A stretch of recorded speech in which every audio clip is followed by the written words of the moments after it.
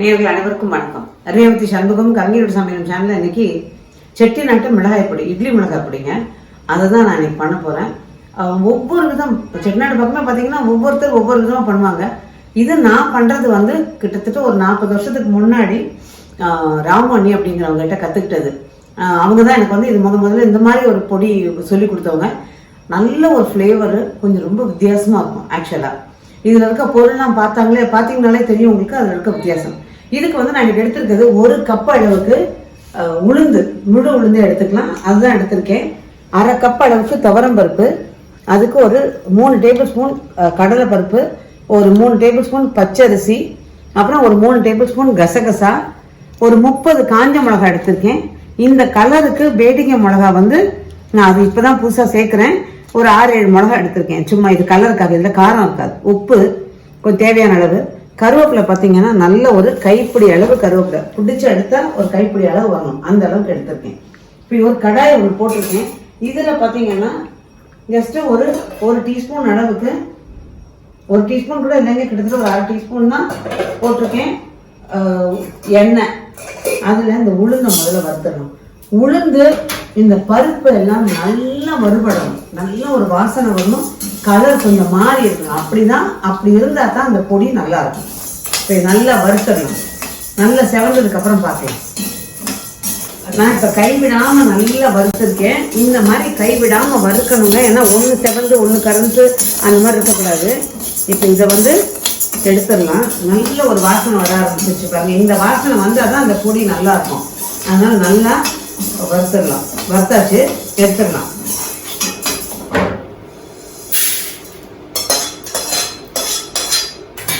அடுத்தது இதுலேயே நான் வந்து துவரம் பருப்பு, கடலை பருப்பு, இந்த மிளகா எல்லாத்தையும் ஒன்னா போட்டு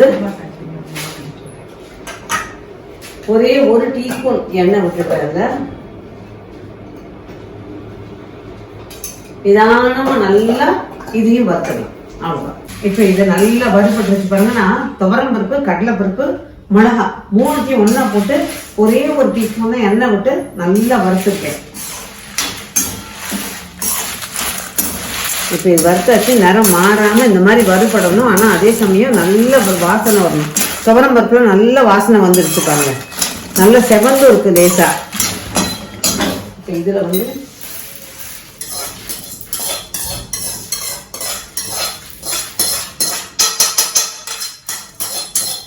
இப்போ இதில் அரிசி, பச்சரிசி எடுத்துக்கலாம், புழுங்கல் அரிசி எது வேணால் போட்டுக்கலாம். நல்லா அது வறுத்தணும். நான் வந்து பருப்புக்கு 2 பருப்பும் தனித்தனியாக வறுக்கும் போது ஒரு டீஸ்பூன் தான் எண்ணெய் விட்டேன். கிட்டத்தட்ட 1 டீஸ்பூன் கொஞ்சம் கம்மியாகவே விட்டேன்.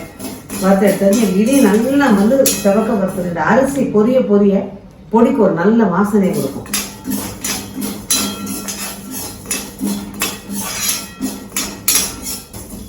பார்த்தீங்கன்னா தெரியும், நல்லா பொரிய ஆரம்பிச்சிருச்சு பாருங்க. பொரியுது பாருங்க. இந்த மாதிரி பொரியணும். அப்பதான் நல்லா வாசனையா இருக்கும் அந்த இட்லி மிளகாய் பொடி. கசகசா உடனே பொரிஞ்சிடும். கொஞ்சம் பொரிஞ்சு செவக்கணும். பார்த்தீங்கன்னா தெரியும்.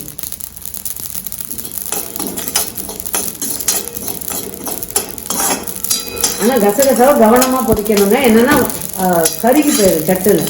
கைவிடாம ஓரளவுக்கு தீ வச்சு வறுத்துடணும். அவ்வளோதான். இப்போ எடுத்துடுவேன். லாஸ்டா கருவேப்பிலை, அதோட கூட ஓரளவுக்கு இதுக்கு தகுந்த உப்பு. அதையும் தாண்டி உப்பு பத்தலைன்னா தூள் உப்பு போட்டுக்கலாம். இந்த கருவேப்பிலையோட சேர்த்து இது உப்பு போட்டோம்னா கருவேப்பிலை நல்லா வறுபட்டுரும், ஈரத்தை எடுத்துக்கும்.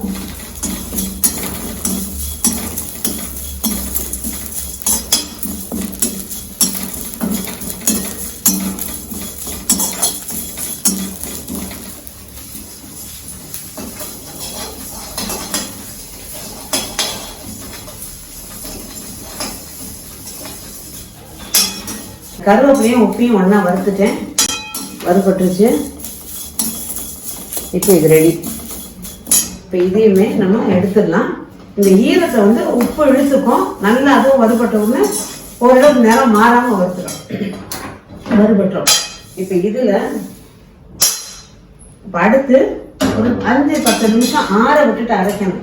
ஆக்சுவலாக ரொம்ப ஆற விட்டோம்னா அரைப்படுறது ஈஸியாக இருந்தாலும் சூடாக இருக்கும்போது ஓரளவுக்கு சூடாக இருக்கும்போது அரைக்கிற மாதிரி வர்றதுனால ஓரளவுக்கு இந்த கை பொறுக்கிற சூடுன்னு சொல்லுவாங்களே அந்த சூடு இருக்கும்போது மிக்சியில் முதல்ல மிளகாய் போட்டுட்டு அப்புறம் இந்த கலவை பருப்பு எல்லா பருப்புலையும் கொஞ்சத்தை எடுத்து அது போடணும். மொத்தமாக கலந்து அதை கொஞ்சம் போட்டு நல்லா நைஸாக அரைச்சிட்டு அதுக்கப்புறம் பருப்பையும் கருவேப்பிலை இதெல்லாம் கொட்டி வேணுங்கிற பதத்தில் கொஞ்சம் கொரகொரப்பாக அரைச்சி எடுத்துக்கிட்டோம்னா நல்லாயிருக்கும். நம்ம முதல்ல அதே மாதிரி மிளகாயெல்லாம் அரைச்சிட்டு எப்படி பார்க்கறதுன்னு பார்க்கலாம். இதை நல்லா அரைச்சாச்சுன்னா உப்பு சரியா இருக்கான்னு பார்த்தா உப்பு கரெக்டாக இருந்தது. இது பார்த்தீங்கன்னா மிளகாயோட அடையாளமே தெரியாது பாருங்க. மிளகாயை முதல்ல நல்லா நைஸாக அரைச்சிட்டு அதுக்கப்புறம் பருப்பை இந்த மாதிரி கொஞ்சம் கொரகொரப்பாக அரைச்சோம்னா நல்லாயிருக்கும். நல்ல ஒரு ஃப்ளேவர் கொடுக்குது. இப்போ ஒரு பாட்டில் அதை போட்டு நான் ஸ்டோர் பண்ணிடுவேன். அதுக்கப்புறம் சின்ன சின்ன டப்பாங்களில் எடுத்து டேபிளில் வச்சிடலாம். இப்போ செட்டிநாடு பக்கம் பண்ணுற ஒரு நல்ல இட்லி மிளகா பொடி எப்படின்னு பண்ணுறதுங்கிறத செஞ்சு காமிச்சிருக்கேன். ஸோ பாட்டிலில் பாதிக்கு அது மொத்தமாக ஸ்டோர் பண்ணி வச்சு பாட்டிலில் ஏர் டைட்டாக நல்லா க்ளோஸ் பண்ணி வச்சுட்டேன். இதில் பார்த்தீங்கன்னா நான் டெய்லி எடுக்கிறதுக்கு இந்த மிளகா அப்படியே வச்சுருப்போம். ஸோ அந்த டப்பா அந்த கிணத்துலையும் போட்டு வச்சுட்டேன். அதோட கூட நெய் நல்லெண்ணெய் எல்லாமே சேர்த்து ஒரு செட்டாக வச்சு டேபிளில் வைக்கிறதுக்கு ரொம்ப சௌரியமாக இருக்கும். ஸோ அதுலேயும் போட்டு ஃபில் பண்ணி வச்சாச்சு.